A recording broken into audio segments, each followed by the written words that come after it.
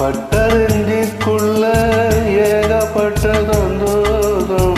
உண்மை சொல்லு பொன்னே என்ன செய்ய உத்தேசம்? வார்த்தை ஒண்ணு வாய் வரைக்கும் வந்து வந்து போவதென்ன? கட்ட மரம் பூக்க ஆசைப்பட்டு ஆவதென்ன? கட்டு கரிகால நானே கண்ணு குட்டியாரேனே தொட்டு தொட்டு அந்த வேத தூக்கங்கட்டு போனேனே சொல் பொன்மானே.